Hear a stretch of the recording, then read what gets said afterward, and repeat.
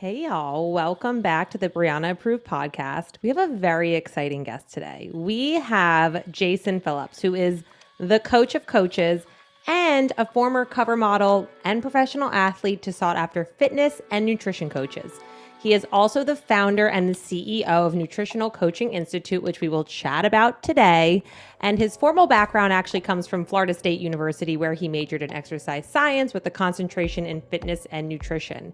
He has also written for many publications, including Men's Fitness. He also has his own book, Macros Explained, Your Ultimate Guide to Macronutrient Prescription for Health, Performance, and Aesthetics. He has a new book, but we can chat about at the end. And he's one of the OGs to educate people about CrossFit stuff. He's worked with UFC fighters, WWE wrestlers, and fitness celebrities. So Jason, welcome to the podcast. That made me sound way more important than I really am.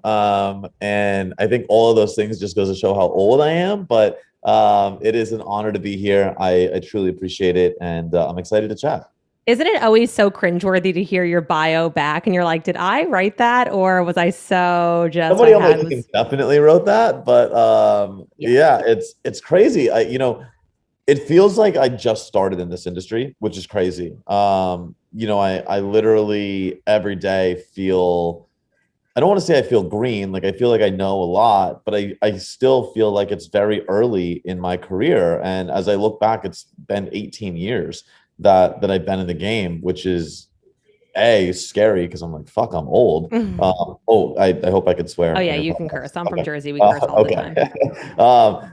I'm really old, and B, I'm like, yeah, like it's been a minute. So, but I think that's cool. I mean, I think that I have a lot of perspective. I've watched the industry evolve several times, and I think that we're in a very exciting time. I think there's a lot of great things happening today. I think there's a lot of horrible things happening today, but I think that the outlook is more positive than negative, which is super exciting. That's funny because not only do you keep it real, but I think you're maybe like low-key a mind reader, because that was one of the questions I had for you. So one of the things that I think is attractive about your content is that you have a really great balance of giving people actionable steps. You're super authentic, but you also are not going to sugarcoat things, which I think that is kind of the industry we're living in now. I joke as well. Like I say that there's a coach for everything now. There's like a coach for chewing your food and a coach for brushing your hair. And it's great, but at the same time, it can also be, I think, overwhelming. And so like, I think there is this mentality of new coaches versus old coaches, or OG coaches, as I would call it, or people we kind of grew up, I think, in this, seeing social media develop and all of that. So like, what would you say are some of the main problems that you see with new coaches, as well as what you see with some of the OG coaches evolving with all these new changes and technology we have, and maybe some themes that you see amongst both of them? Yeah, I mean, I think that the problems that we saw before are no longer problems, meaning like, when I came into the space, I was very big on individual prescription, which sounds absolutely ridiculous to talk about today, because if it's not individualized, it is immediately seen as garbage. But 10 plus years ago, individual prescription was a big thing. And I think that based on that, I almost think coaches have now become zealots. And I think that we've seen this need for novelty really evolve into just absolute ridiculousness. I mean, if you follow me on Instagram, I'm like putting people on blast lately, and I'm seeing people like advising like this novelty of, well, now you got to take 2 tablespoons of bee pollen and you're going to lose weight. I'm like, and today was like this guy's talking about our ancestors and what they did and how it evolves into like your metabolic type, and I'm like, listen, like, we always need some level of novelty, and we should always be uncovering what's next in terms of our understanding of research and biology and physiology and metabolism. But for us to think that biology and physiology and metabolism have all changed or have all evolved, like, no, like the body still works like the body always has. Our understanding is just better today than it's ever been. And I think the real magic and where our industry is going to move forward is in practitioners becoming better, you and I becoming better, seeing ourselves better, having better self-awareness, having more security with who we are, and passing those traits on to our clients. Because I'm also on record as saying our industry is kind of threatened right now. AI is coming. And I actually believe AI can do all of the things from a nutrition standpoint that any human can do. And that means if the coaching industry is going to survive, it's going to rely and become predicated on human connection, which ironically, when I wrote Nutritional Coaching Institute, was the foundation in what we call the connection-based model. So, it's a really long-winded way of saying, I think back in the day, the biggest flaw was a lack of connection.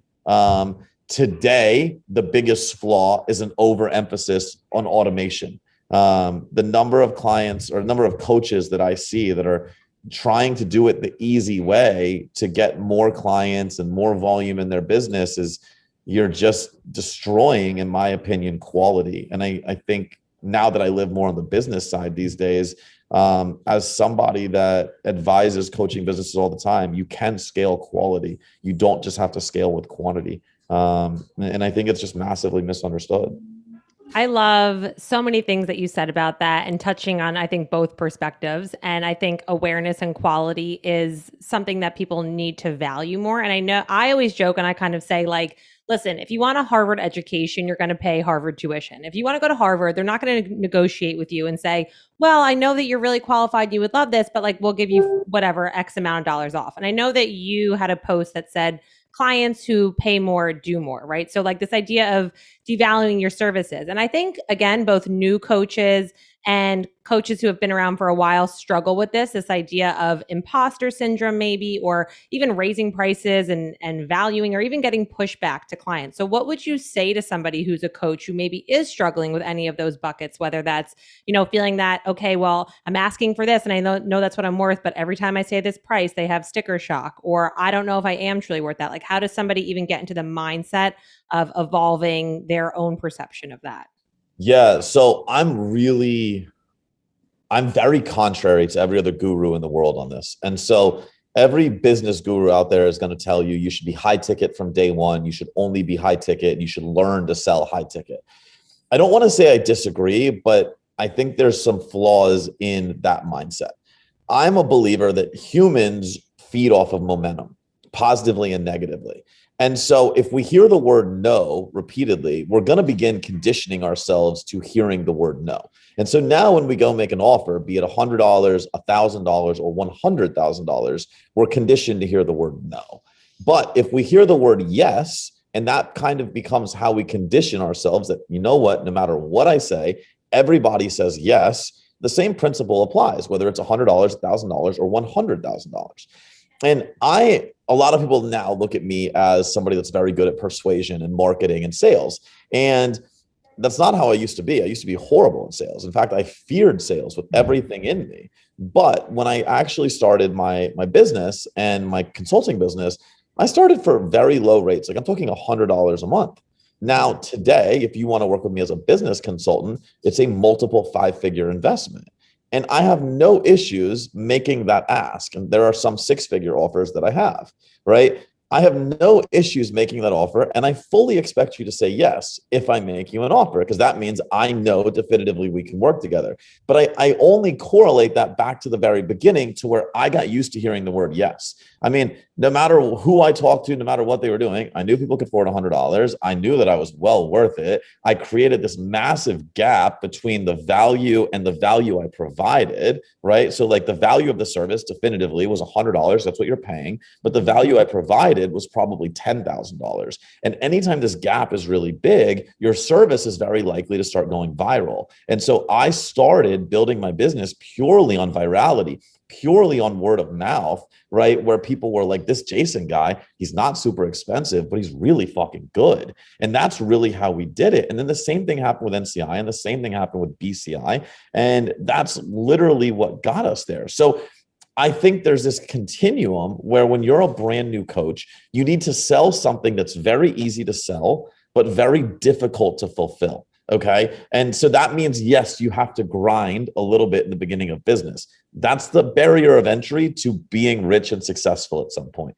Okay. So if you're going to sell something easy to sell, let's just say it's $100 a month. Let's say it's very frequently high touch. So phone access, text access, right? With lots of support. Okay. Difficult to fulfill. You got to be on your phone all the time. You got to schedule out weekly calls. You have to probably take on a very high volume of clients because you're charging a low amount of money, right? Easy to sell, hard to fulfill. You still have moderate success. Over time, with your confidence evolving, you're now going to sell something that is harder to sell, but you have confidence hearing the word yes, right? So you're going to make a more difficult ask, but it's now going to win you your time back and it's easier to fulfill, right? Every entrepreneur wants to get to that hard to sell, easy to fulfill, because now you're chasing time. You're not chasing money. The money becomes a byproduct of you preserving your time, right? And ultimately at huge scale, now you're inserting people where it's somebody selling something difficult for you. It's really easy for you to fulfill. You've inserted a team. Now you're literally collecting money. That's CEO and owner status. And so I think there's a continuum. I think you have to ask yourself as an entrepreneur, where am I in that continuum? Am I acting in line with this continuum? If the answer is no, you got to make the appropriate changes.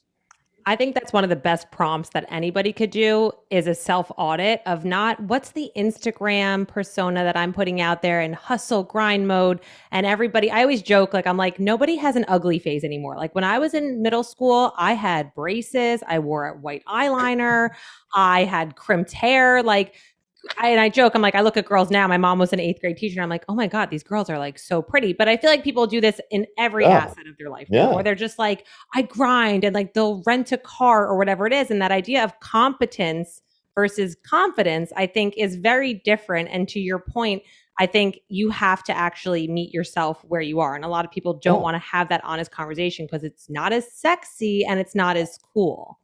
We always say in our company, hey, do the boring work. But one of the first, if you ever come to me and you work with me as a business coach, one of the first things I'm going to talk to you about is expanding your time horizons. I sat in a room. I was on a live the other day for Self-Made Academy, and I asked everybody in that room. I said, if I wrote you a $2 million check today, would you take that? And everyone's like, yeah, of course, right? If I wrote you the $2 million check and you couldn't cash it for 7 years, would you take that? And everyone's like, yeah, of course. If I wrote you the $2 million check and you couldn't cash it for 7 years and you only made $70,000 a year until we got to the $2 million, would you take it? And everybody said yes. And I was like, then why the fuck are you acting like you need $2 million tomorrow? Wow. And everyone's like, oh shit. Yeah. And like, boom, like this light bulb moment went off and people are like, I'm trying to overtake the world tomorrow when I haven't overtaken myself today. And it's like, you don't get to talk about what business is like at 100 clients when you don't have 5 clients. Yet all the gurus are only feeding you information that is relevant to their own businesses where they probably have 100 clients. And I think a lot of the gurus forget what it's like to be in startup mode. They forget what it's like to want 5 clients, to want 10 clients, to hear your first yes, to make your first $100. And so I don't care where you're at, the steps remain the same, but the mindset likely changes. If I can get people to commit to slightly longer targets, and I play a quarterly game where it's like we only set 90-day targets. We set very rational targets, right? We stretch you a little bit, but I'm not going to let you fail. All of a sudden, the fastest way to grow is by never having to go backwards, right? And nobody wants to hear that. Everyone's like, I want to shoot my growth potential. Like I want hockey stick type growth. Okay, great. That's risky growth. Or we can never have to go backwards or sidetrack, have very consistent growth over time, and you're probably going to win.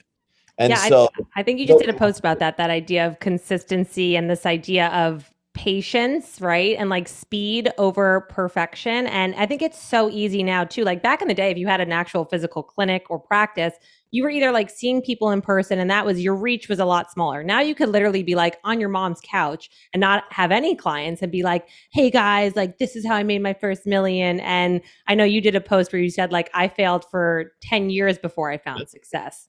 So I would love to hear how your definition of even failure and success has evolved for you, sitting in the different buckets of just somebody working with maybe fat loss clients as opposed to coaching coaches now.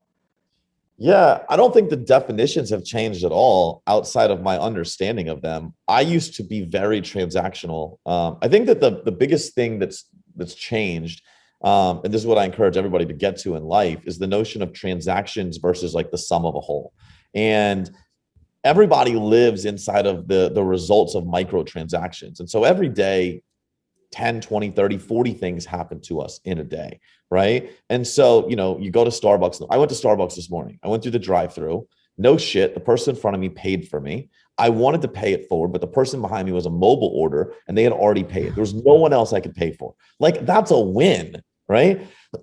So, like, I could look at that as like a win, but I'm going to look at it as like, dope. I got free coffee today. I'm probably going to try to pay it forward tomorrow. In fact, every year on Thanksgiving, when I walk into Starbucks, I pay for every single person in the store at that moment because it means something to me, right? And so I just look at life as a collection of a whole. Like, that's a micro win, right? My daughter had a rough morning today on the way to school. That's not a failure this morning. It's a rough morning, right? I picked her up from school. She felt great. We're going to go to the trampoline park after this. Like, and so I start looking at like, what is the sum of the whole? Last year when I look at Q4, I intentionally took a step backwards. I was 6% down in revenue for the month of October. By the way, I did a record month in December. Most people are going to look at October and be like, oh, what a shitty month. That defines me. I'm terrible. Things are going backwards. But like, when you look at the sum of the whole, I was up almost 300% last year. Not a bad thing. And so it's like, I think that what people have to start understanding is that everything happens and everything is just one very small component in a much larger scale. And what we have to try to create is that the sum of our whole is better than the sum of someone else's whole, right? Or some other business. And that's really what we're looking at. And so there's going to be great things. There's going to be terrible things. There's going to be, candidly, I'm battling losing my father right now. He's stage 4 cancer and extremely sick. And that's a very negative thing in my life. But, I'm also mature enough to realize this is a time where I'm going to need to grieve. I'm going to have to get through that, but then I'm going to have to help my mom through it. Then I have a daughter that's going to need me like later in life. And so I look at all of these things and I try not to ride the roller coaster too much. I try to understand that I'm here as long as the man upstairs is allowing me to be here. And I am making the most of all of it. I've had some really low points in my life. I've been anorexic. I've been down. I've been overdrawn on my bank account to where I couldn't afford coffee. I've had some super low points. And so as long as my collection of everything I do is better than it is worse, I'm okay. And I think that way more people in their weight loss journeys, in their business journeys, they have to start understanding it. The game is the game and the game never ends. I don't know what your business, like how much you gross, but if I said, hey, take 10x that amount of money and you can sell tomorrow, it's probably very appealing, right? But then I'm going to say, well, what are you going to do afterwards? Well, now you're right back in the game. And so that exit of $30 million, right, is just one small victory in the grand scheme of your life. It might change the next chapter, but guess what? You're still in the game. You might be playing the game at level 10 instead of level 2, but you're still in the fucking game. And so what I have to understand, or what I help people understand, what I had to understand was that the game never ends. The game is infinite. There's infinite amounts of time relative to you playing it. Obviously, somebody will choose when game over happens, but the game is the game. And I think that perspective shift has truly allowed me to operate with freedom. It's allowed me to operate with a lack of need. I don't need anything in this life, and really just having fun and operating purely from abundance and desire. Which I hate operating from abundance, so fucking cliche, but like operating from a place of like, I'm doing this on my own accord because this is what I want to be doing. And this is how I think I'm going to get to the next level. And I think that there's a lot of freedom with that. I've learned that from some amazing mentors, but I think that's the big shift that most people should be looking for. I know people hate cliches, but cliches exist for a reason because they generally tend to be true time and time again. I heard a quote once that actually said, play the game, not the arena. And I think so many people have that mindset of, or very myopic, where I'm like, okay, I'm just in business mode, or I'm just in friendship mode, or I'm just in relationship mode. And kind of like, what you're going through with your dad, which is, so sad, but it's also like the principles that you've learned, I think, in any of that, like, grief, you could be grieving.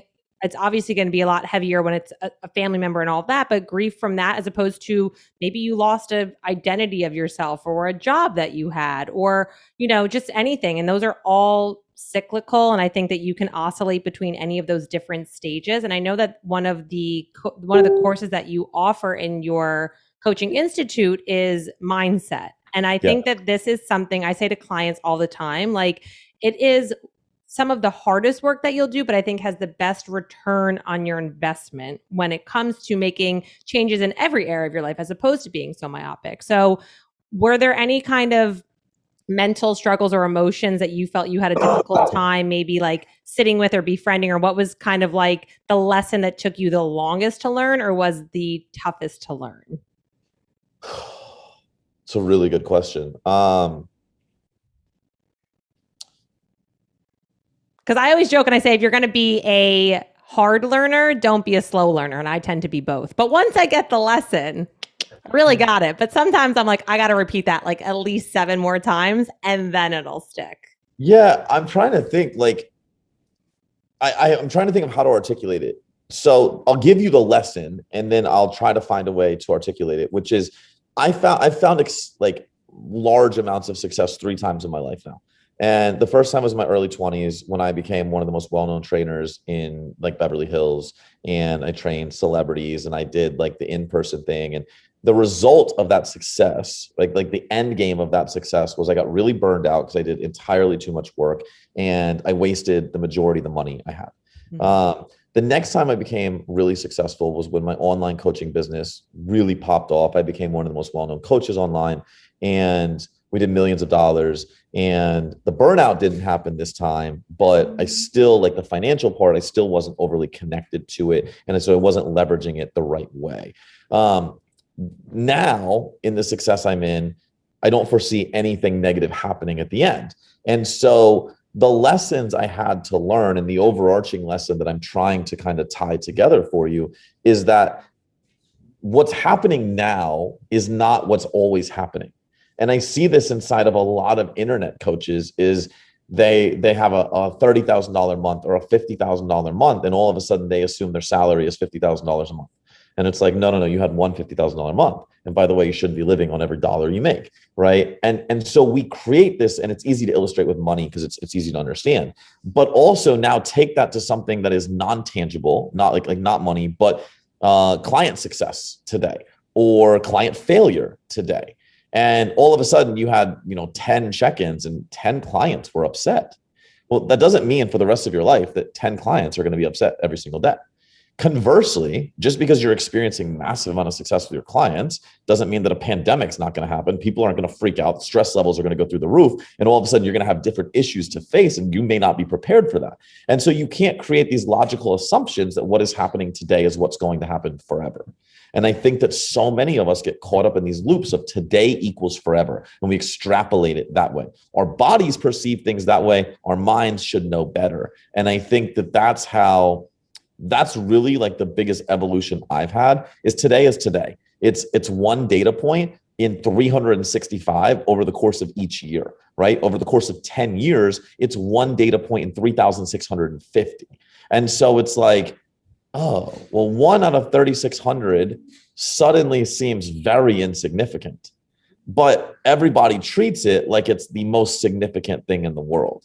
Okay. And then there's this dichotomy of like, well, but we got to maximize today. Of course you do. Right. And this is Gary Vee's notion of like micro speed, macro patience, where I want you to win today, but I want you to be patient on the scoreboard. And like, that's it. And I think that is where I could give you examples of that in every aspect of life, but that's where real wins happen. Yeah. The idea of impermanence and non-attachment is the very hippy dippy version of that, right? Like what you hear people talk about in like Buddhist philosophy and whatever mindset. But I think to your point, it is so much about that. And we get so hyper focused, especially with, I think, social media stuff being in your face all the time. And you're just always comparing your success to somebody else's, and like your chapter 1 to somebody else's 10. And that can definitely be detrimental over time. And that's actually why I love the review videos that you do. I think I had been following you on Instagram for a while, but the way the algorithms work, I guess I just like haven't seen your stuff. And then you popped up on TikTok with the dessert challenge you were doing, which we'll talk about that because your girl loves dessert, but also this idea of the reviews. And I think that this is really important too for calling people out, because I think people are trying really hard right now in a lot of areas of their lives, to whether that means to be putting on the highlight reel or to act like they have their shit together, or like that they're grinding and living their best life. And we're like, we get it, relax. However, it can be, and I think intentions are good sometimes, but sometimes it can be really damaging to somebody who's maybe a bit more moldable or novice in their career or their journey or whatever it is. So have you seen some trends or videos recently that you think were maybe had good intentions, but they have really been quite detrimental, or you think could potentially be detrimental to people watching? Or what's one that recently you're just like, I can't believe I just watched that and this is on the it's internet? really, oh God, all of them. I'm appalled by. I I can't know, believe and you're like giving them a plot. It's a double-edged sword, because it's like, oh my God, now like you have a following, so they're going to see these people, and I'm just like, hopefully they see the silver lining there. That's like, yeah. don't listen. I think that it's funny because we filmed a whole new bunch like last week, and I found myself coming back to this theme where I did the first five and it was like vicious. Like I came out like swinging and I was like, you're a fucking idiot. And like, why would you do this? And then, I sat and I thought about it, and like, I was like, okay, clearly I don't think that people are trying to hurt people on the internet. Like I like to think most people are good. And so I don't think you're actively trying to hurt somebody on the internet. So I tried to look at the next batch through that lens and tried to listen and pay attention. And I was like, okay, I'm trying to see what you're doing. I don't hate it, but at the same token, you completely lack context. And I think that's the problem in the industry. I did one yesterday where somebody private messaged me. I was like, I'm really disappointed in you doing this. And I was like, okay, A, understand it's entertainment. I'm not trying to like hurt anybody. But B, let's talk about this, because I think that while the message isn't awful, the way it's presented is, and it completely lacks context. And so when we're telling people, oh, when you restrict yourself, you just end up eating a Rice Krispie treat. No, that's not what happens. In fact, I, as a former anorexic, never once told myself, don't eat. And I don't think any human on this earth has been told, don't eat, starve yourself. In fact, common diet culture dogma says not to starve yourself. So maybe we should address something that is way more contextual, which is you're being told to remove certain food groups for a very long time, and you need to understand more about moderation so that you don't end up overindulging. And I think that's a much better presentation. I get it. TikTok is 15 seconds. You can't say that, but maybe don't try to make short form content around something that shouldn't be in short form content. Right. And so maybe your short form content should be like one Rice Krispie treat. Okay. 50 Rice Krispie treats. Not okay. Know the difference, because if you restrict, you'll do this. If you don't restrict, you'll do this. Boom, the end. Much better presentation. But I think that everyone's trying to, 2 tablespoons of bee pollen, you're going to lose weight. Like, shut the fuck up. No, you're not. Right. Especially if you're not in a calorie deficit. Fucking raw vegan. This cabbage tastes like a chip. No, it fucking doesn't. But we can talk about all of this ridiculousness, but why not equate it to something that is more real instead of trying to sensationalize? Part of it is the notion that you're going to go viral. And so people are trying to sensationalize. And I understand that to a degree. I've been asked recently, hey, put the Liver King on blast. And I had never heard of the Liver King. So I looked him up and I started following his shit. And I said, guys, what he's saying isn't factually wrong. He's just sensationalizing it, and it completely lacks context.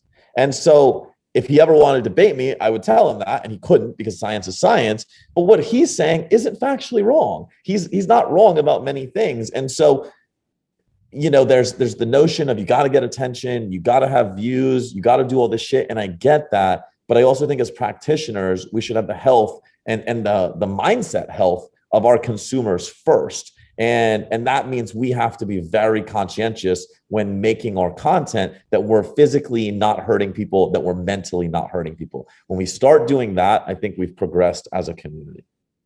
I think that is such an important takeaway message in general. Like, context is everything in this clickbait world that we live in this, we only have attention for 15 seconds anyway. And it's so true. Like, back when I started, I legit had a blog. Like, people used to read articles and like Yeah. want your references. And now it's like people don't even read captions and reels anymore. And so to your point, like, there is definitely a fine balance. But I think with anybody, I think somebody who's truly an quote expert in the field or been in this field for a while can understand that there does have to be some humility of like, listen, there are things that I probably said when I was younger in my career, coming in Right. hot, making like claims and whatever. So, and since you have a younger daughter, I always think it's nice to, I think everything my dad says I take like to heart, like whatever. So is there a piece of advice that you thought was actually helpful when you were younger, health wise and business wise, that you would, if you were sitting your daughter down, to be like, listen, I said this, but this is really what I've learned from this experience?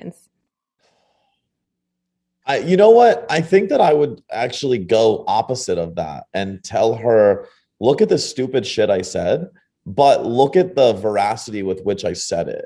Because what I'm only going, and I kind of preface everything that I teach, even when I teach MCI, with what I'm saying today is what I know to be true to this minute, like right now. I don't know. I don't know if it's going to be scientifically disproven tomorrow. My whole fucking course could be disproven tomorrow. And if it was, it would devalidate everything in nutrition. So it's not like, I would be the only one fucked, but it could happen, right? I tell online coaches, you could wake up tomorrow and our crazy president could be like, online coaching is illegal tomorrow. Like anything could happen. And so I think that what I'm most proud of, one, is that I always back what I say with 100% conviction, because like that is me researching and knowing to the best of my knowledge, this is the truth that I know today. But then two, being open to an evolution and saying, I may learn something that disproves this, and I will further give you better information. And so the way I operate is I'm going to give you the best of who I am and what I know today, right now, in this minute. And if I do that, how does anybody fail? Right? I look back at the very first diet plans I ever wrote when I was 19. And I'm like, wow, I was a fucking asshole. Right? Like really strict. And then people would ask me, like, how do you do this? And I'm like, it's just food, like detach the emotion. Cause fucking anorexic. That's what we do. And so I was like, again, was it meant to be a negative thing? No. Were the diet plans sound relative to the nutrition I understood at that point? Absolutely. If followed, were they going to produce results? Absolutely. Was there a better way? Fuck yes, there was. And I preach it today. But that doesn't mean I was misintentioned. And so I'm also not one to flame people for putting out their best shit. You'll never see me come after somebody that's actually trying to help people. But I will come after you if I think that you're trying to clickbait people and if you're putting out fucking propaganda. Because everybody has to remember, I was victim to that. I was victim to the misinformation. And my mission on this earth is for there never to be another 18-year-old Jason that sits on the floor of his bedroom in his parents' house contemplating killing himself every single night. Because if I can save those people, like that's a life well lived. And that is really like where all of my intensity and all of my passion really comes from. I genuinely believe I was put through that because God gave me the strength to overcome it and to now be in a position to pay it forward. Yeah.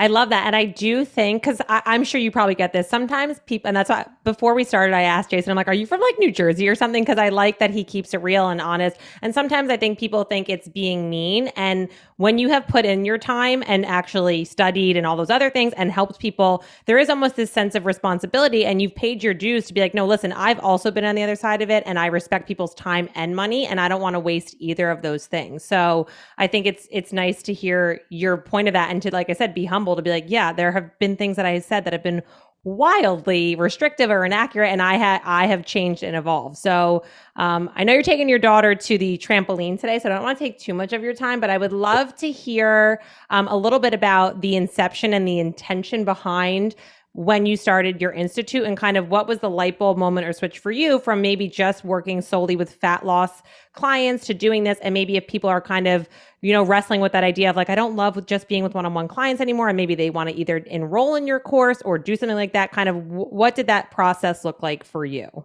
Yeah, it was interesting. I was on my way to a mastermind meeting in LA, and coincidentally, I very like I have people see me online and they think that I'm like completely like self-confident. And I ironically, like admittedly, I lack a lot of self-confidence.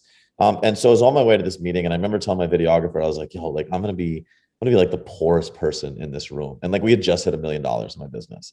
And I was like, I'm gonna be the fucking poorest person.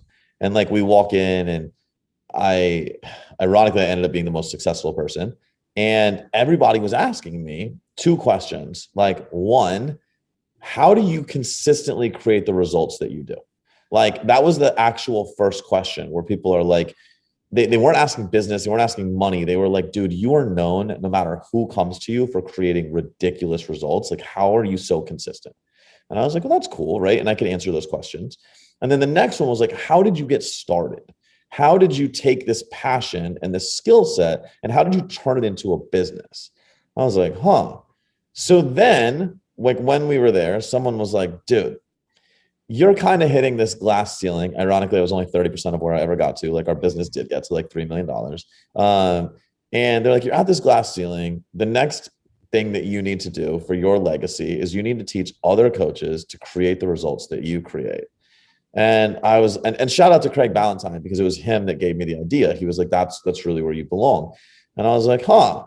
And I was like, but isn't there this thing called precision nutrition? Don't they kind of do that for people? And I was in disagreement with their methodology, like openly. I've said that before, and I'm not saying anything negative about them. John Berardi and I are friends. Like there's no beef there. In fact, he's speaking on my stage in 3 months.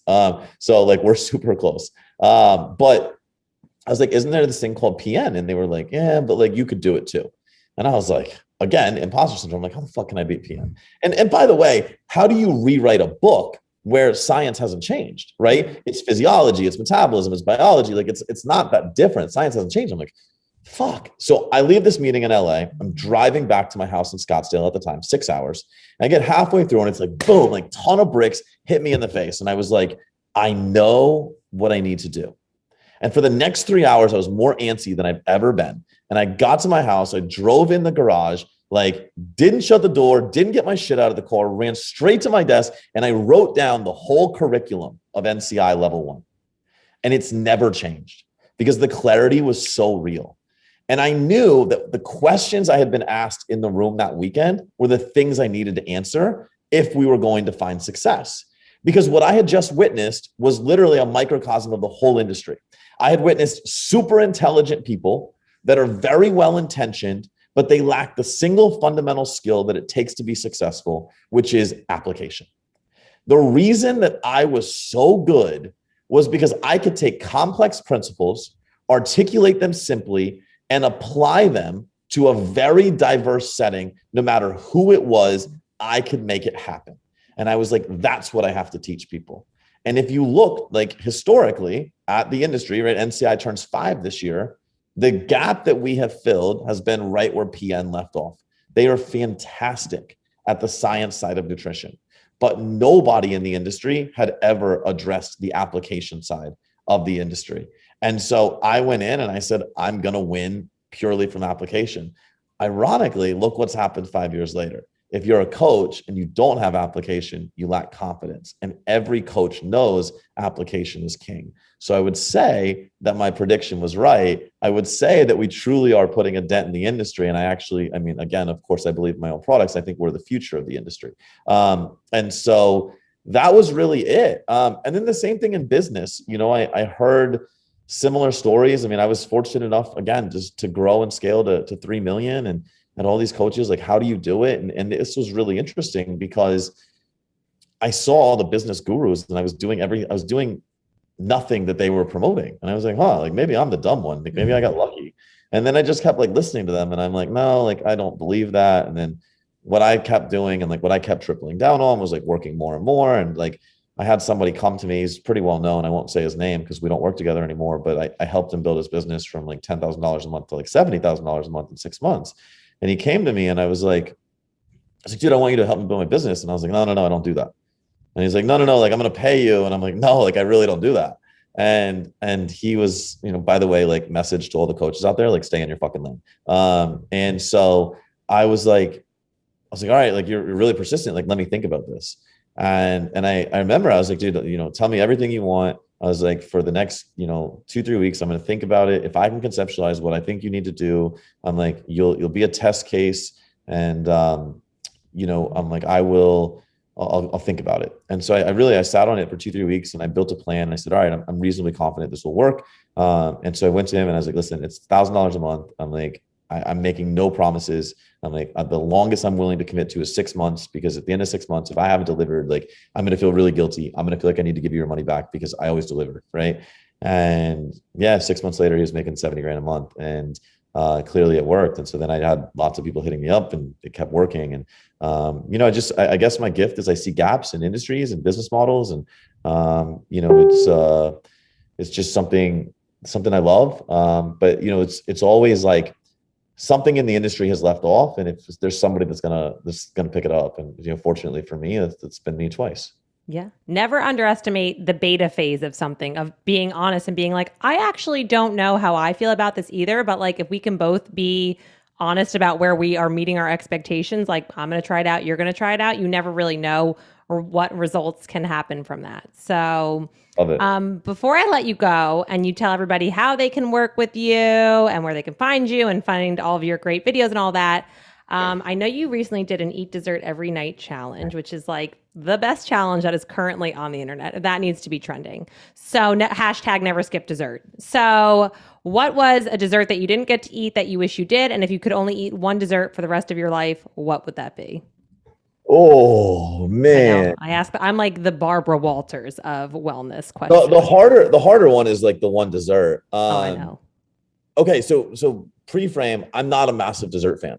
Wow. Um, I'm more of like a sweet and savory guy, or a savory guy, right? Okay. So like, give me all the chicken parm, give me all the pizza, give me all like the steak and mac and cheese and shit like that. Like that's what really gets me excited.